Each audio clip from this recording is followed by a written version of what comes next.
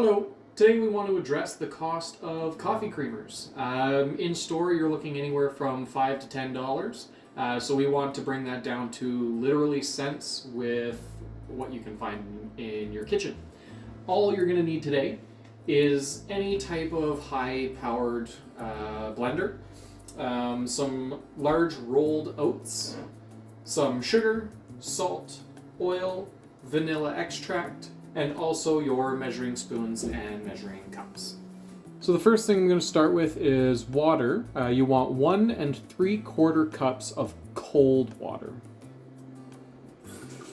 And the reason why you want cold water, not hot or warm, is so that you don't accidentally cook the oats as you're blending it, because the consistency changes if you use water that's too hot. We want it to be milky and creamy and not sludgy.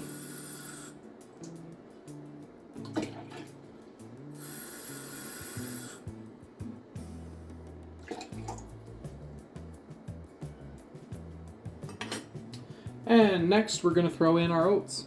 So for this recipe, we're only going to be using a 1/2 cup of oats.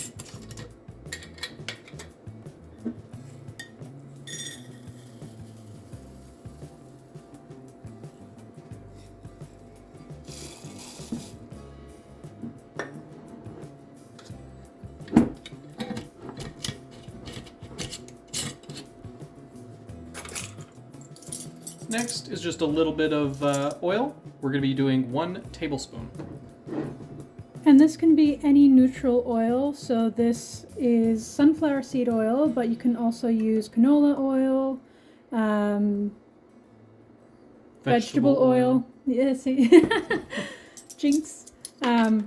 Yeah, as long as it doesn't have a strong flavor, then you're good to go. Or actually, if you wanted to, you could probably try, I've never done this personally, but you could try using coconut oil if you like the flavor of coconut, and then it could be a coconut oat creamer. Next, we're going to be adding a little bit of flavor with vanilla extract. We're going to be doing 1 teaspoon of vanilla extract.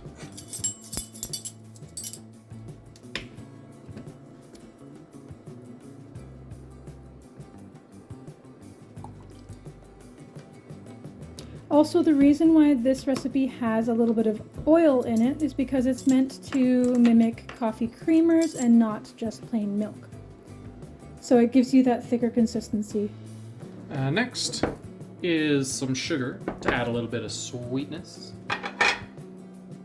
Just 1 teaspoon of sugar. And of course, you can use any sweetener you like. We're using sugar today, but you can definitely use brown sugar if you have it, maple syrup, honey. The world's your oyster with this. You can tweak it to the point where it's your favorite coffee creamer. And lastly is just a pinch of salt. Now, by a pinch of salt, we usually mean about 1/2 of a 1/4 teaspoon or 1/8 teaspoon if you happen to have one of those, or just a pinch. Salt Bay. It does look a little questionable right now, so you can see the vanilla has colored the water, the oats, most of them have sunk to the bottom, and the oil is sitting there. But the reason why we want a high-powered blender is because it will help emulsify everything into one liquid, so it won't separate. And now it's time to actually blend everything. You don't have to blend this for very long. In fact, we only do it for 25 seconds. We even have ourselves a timer here to make sure. But you only want to do it for a short amount of time, because if you get a too fine of a grind on or blend on the oats, then you risk it also getting slimy. So we're aiming for that sweet spot where it gets creamy, but not slimy, and it's not thin. Exactly. So I'm going to start the blender at the same time I start the stopwatch.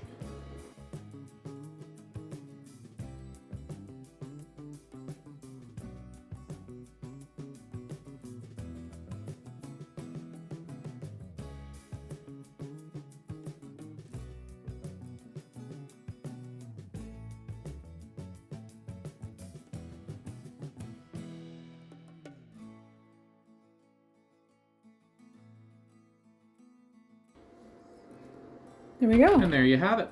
It's already looking very creamy, as you can see. And it looks very much like the oat milk coffee creamers that you can get in store. So our next step will be filtering, which, our apologies, we forgot to mention that at the beginning. But you will need some sort of a fine mesh sieve and a bowl or a measuring cup underneath it. We've got our setup here to filter our oat milk creamer. This is an old cheesecloth that we have with a fine mesh strainer, and in this case we're using a measuring cup just so you can see how much you get from our batch. But you can absolutely use any kind of large bowl that you have on hand, and as well as the cheesecloth is there just to be a secondary filter. So you can also use things like paper coffee filters. I've even used paper towel in the past. Any kind of fine material that will help catch all those really fine bits of oat. So we want to make sure this is nice and smooth as much as possible. And again, that's also the main reason for this fine mesh strainer. If you don't have a fine mesh strainer, then I would double up on the secondary filter that you have. Just to note, this cheesecloth is clean. It's just being used very heavily. Very much appreciated in this kitchen. So I'm gonna pour our oat milk creamer into the double filtration system, and you'll see it coming out.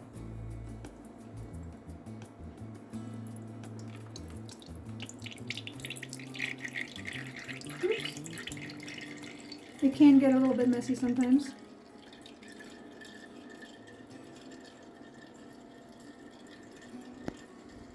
That's my fault. I was too focused on showing you all how to filter it.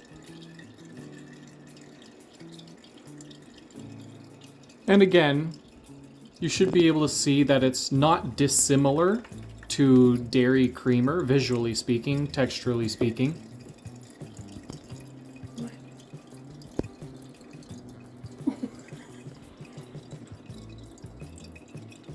And if you are using something like cheesecloth, I do like to pick up the corners. Oops, chaos reigns in this kitchen. And hang it this way sometimes, especially in the first bit, just so that it doesn't dribble as much as you're seeing on the sides there. And we reduce the amount of loss of the oat milk creamer as much as possible. We've already got a decent amount of our oat milk creamer into our jar at the bottom here. I just wanted to make a quick note. It's going to be very tempting to try and bring up the corners and squeeze as much as you can out of this. I've done it in the past. However, what I've learned is if you do that, it does tend to let in too much of the sediment here. And if you allow too much of this sediment into the final product, that's where you get that slimy texture. So, like I've mentioned, you're going to have to be a little bit patient in letting it drip through. But the product will be better if you do allow that to happen slowly. Yeah, it won't take too much time, maybe about 5 minutes or so, and then you'll be all set and you can put it in a jar in the fridge. Warning, this texture is a little bit gross, but we wanted to show you what state we usually call it for the oat milk creamer in terms of filtration. So this is where we stop, and it is wetter than a lot of, say, I know there's machines that can make these kinds of milks for you. It will end up a lot wetter. If you wanted, you could leave this to strain even further, because as you can see, it's still dripping. Slowly, there you go. But for the purposes of the video, we figured we'd call it here, and we're going to compost this, and we will continue with our oat milk creamer. So this recipe gave us roughly just under about 350 milliliters. So the ones you find in store are generally about 450 milliliters, and those range anywhere from $3 to $6 in store. So every time you make this recipe, you're spending maybe 50 cents worth of ingredients and getting upwards of $5 worth of product out of it. And the great thing about making this coffee creamer from oats and not, say, almonds or anything like that is that oats are extremely cost effective and you can make a lot of things from oats. Oatmeal, obviously, granola, overnight oats, which we'll also be covering. They're very multi-purpose, and of course you can also make oatmeal cookies. So that's a nice treat. And you can also, in this case, make some coffee creamer. All that's left to do now is to put it in a jar of your choice. This will last you about a week or so in the fridge. It's good for about a week. I wouldn't leave it for longer because it doesn't have any preservatives in it, and it has things like oil and sugar, and we want to make sure it doesn't go rancid. So we don't want to make you sick while you're enjoying your oat milk creamer. If you're using anything that doesn't have a spout, I would suggest using a funnel to fill in your jar, but in this case, we're going to pour it directly in.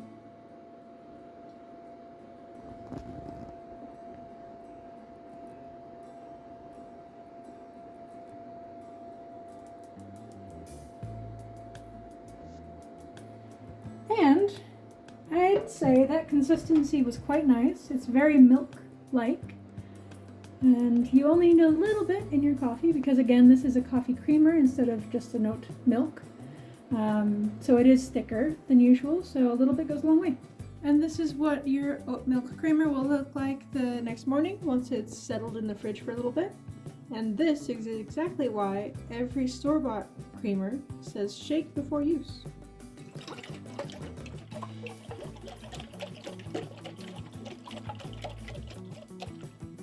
There you go.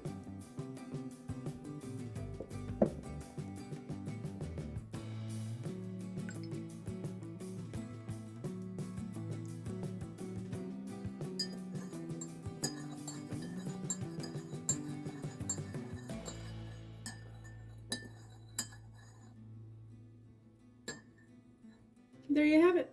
Homemade coffee with homemade creamer. It also goes great with tea. Cheers to good food And good company. and coffee.